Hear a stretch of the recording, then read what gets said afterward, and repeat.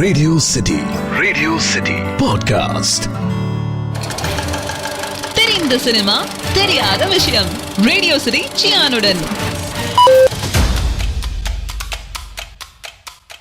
தமிழ் திரைப்பட உலகின் முதல் கனவு கண்ணி கருப்பழகி டி.ஆர். ராஜகுமாரி அப்படின்னு சொன்னா அதுல மாற்று கருத்தே கிடையாது.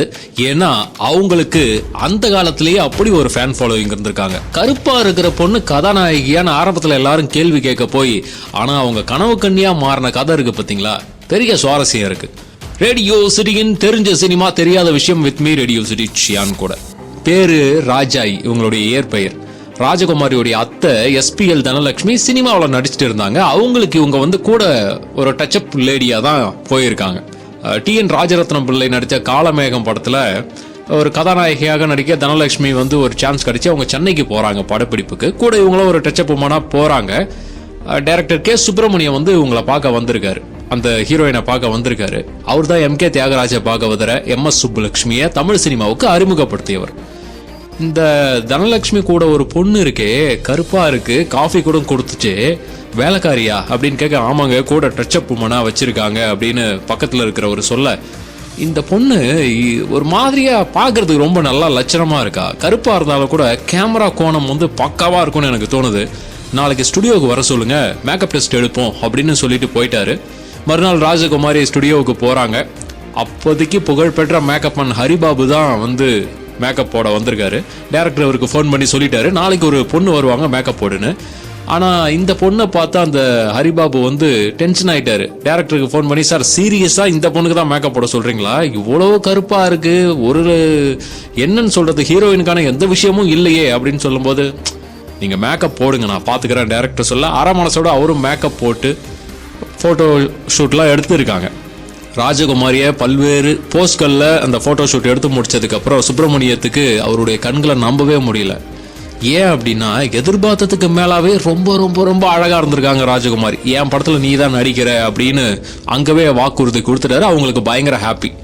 ஏதோ தோழி வேடம் இல்லை ஏதோ ஒரு வேடம் கிடைக்க போது நினச்சிட்டு போனவங்களுக்கு ஜாக்பாட் மாதிரி கதாநாயகி வேடமே கிடைக்குது, கச்ச தேவயானி அப்படின்ற ஒரு படத்தில். ஸோ படம் பார்த்துட்டு வந்த மக்கள்லாம் கொண்டாடிட்டாங்க, இப்படி ஒரு அழகா, இப்படி ஒரு லட்சணமான பொண்ணா அப்படின்னு சொல்லி. 41 வெளிவந்தது படம். 3 நாளுக்கு முதல்ல எந்த டாக்குமே இல்லை. ஆனால் புதுசாக நடிக்கிற பொண்ணு ஒரு மாதிரி நல்லா இருக்குங்க, அழகா இருக்குங்கன்னு சொல்ல சொல்ல மவுத் டாக்ல கிட்டத்தட்ட தமிழகம் முழுவதும் 25 வாரம் ஓடிச்சு இந்த படம்.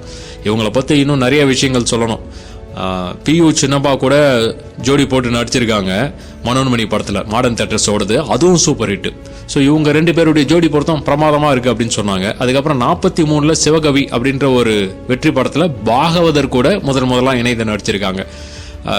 கிட்டத்தட்ட பாகவதற்கு ஈக்குவலாக இல்லைனாலும் அனைவராலும் பேசப்பட்ட ஒரு விஷயமா அது இருந்துச்சு.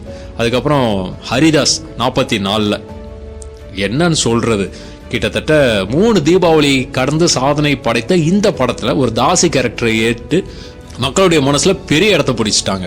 இந்த மாதிரி நிறைய விஷயங்கள் இவங்களை பத்தி சொல்லிட்டே போகலாம். இதை விட ரொம்ப ஸ்பெஷலான ஒரு விஷயம் என்ன அப்படின்னு கேட்டீங்கன்னா, 5 சூப்பர் ஸ்டார்களுடன் நடித்த ஒரே நடிகை அப்படின்ற ஒரு பெருமையை கொண்டவர்கள் இந்த ராஜகுமாரி மட்டும்தான். ஏன் அப்படின்னு கேட்டீங்கன்னா, பாகவதர் சின்னப்பாவை தொடர்ந்து 3வது சூப்பர் ஸ்டாரா தமிழ் சினிமாவுக்கு கிடைச்சவர் டி.ஆர். மகாலிங்கம். ஸ்ரீவல்லி, நாம் ஒருவர் அப்படின்ற படங்கள் மூலமா அவர் அந்தஸ்தை அடைந்திருந்தாலும் அவர் கூடவும் இவங்க நடிச்சிருந்தாங்க. அதே மாதிரி அந்த படங்கள் பெருசா அவங்களுக்கு ஒரு வெற்றியை கொடுக்கலனாலும் மார்க்கெட்ல அவங்களை கண்டினியூஸா இருக்கிறதுக்கு அதெல்லாம் ரொம்ப ஹெல்ப் பண்ணுச்சு. அதுக்கப்புறம் சின்னப்பாவுடன் வனசுந்தரி அப்படின்ற ஒரு படத்துல நடிச்சாங்க 1951. அதுக்கப்புறம் 52 அமரகவி அப்படின்ற படத்துல மறுபடியும் நடிச்சாங்க. பாகவதர் நடிச்ச படங்கள்ல இவங்க ஜோடியா நடிச்ச 5 படங்கள்ல இதுதான் நல்லா ஓடிச்சு, அதாவது அமரகவி அப்படின்ற ஒரு படம் தான். அப்புறம் தம்பியோட சேர்ந்து அவர் ராஜகுமாரோடைய தம்பி ராமண்ணாவோட சேர்ந்து ஆர்ஆர் பிக்சர்ஸ் அப்படின்ற ஒரு பட கம்பெனி ஆரம்பிக்கிறாங்க. முதல் படம் வாழ பிறந்தவள், அதுல இவங்களே நடிக்கிறாங்க. படம் சுமாராக தான் போச்சு. 54 எம்ஜிஆர் சிவாஜி 2 ஜாம்பவான்கள் இருவரும் இணைந்து நடித்த கூண்டி கிளி படத்தை இவங்க தான் தயாரிக்கிறாங்க. அண்டு தனக்கு பொருத்தமான வேடம் அதில் இல்லை அப்படின்னு சொல்லி ஒதுங்கிக்கிட்டு வேற ஒரு கதாநாயகியை நடிக்க வைக்கிறாங்க. பி.எஸ். சரோஜா, குசலகுமாரி, இவங்க 2 பேரையும் நடிக்க வைக்கிறாங்க. படம் எதிர்பார்த்த வெற்றியை தரல, இருந்தாலும் அவர்கள் தோண்டு போவில்லை. எம்ஜிஆரை வச்சு ஒரு படம் பண்ணணும், எம்ஜிஆருக்கு ஏற்ற மாதிரி பண்ணணும், எம்ஜிஆர் ரசிகர்களுக்கு பிடிச்ச மாதிரி பண்ணணும் அப்படின்னு சொல்லி ஒரு மசாலா படமா குலேப காவலி அப்படின்ற ஒரு படத்தை தயாரிக்கிறாங்க. எம்ஜிஆரை கதாநாயகனா போட்டு படம் மாபெரும் வெற்றி, மிகப்பெரிய வசூல். பாகவதர், சின்னப்பா, மகாலிங்கம், எம்ஜிஆர் என்ற 4 சூப்பர் ஸ்டார் நடிகர்களுடன் நடித்த ராஜகுமாரி தங்கப்பதவி அப்படின்ற படத்துல சிவாஜியோட சேர்ந்து நடித்து 5 சூப்பர் ஸ்டார்களுடன் நடித்த முதல் நடிகை என்ற பெருமையை பெற்றார். ஒரு டச்சப் உமனா போய் அவங்களுடைய வாழ்க்கையே மாறி ப்ரொடக்ஷன் கம்பெனி ஆரம்பிச்சு 5 சூப்பர் ஸ்டாரோட நடிக்கிறது அப்படின்றதெல்லாம் சாதாரண விஷயம் கிடையாது. இன்னைய வரைக்கும் பானுமதிக்கு அப்புறம் இந்த வாய்ப்பு வேற யாருக்குமே கிடைக்கல. இதே மாதிரி இன்னொரு விஷயம், தெரிஞ்ச சினிமா தெரியாத விஷயத்துல சொல்றேன், தொடர்ந்து கேளுங்க. FM radio city 91.1.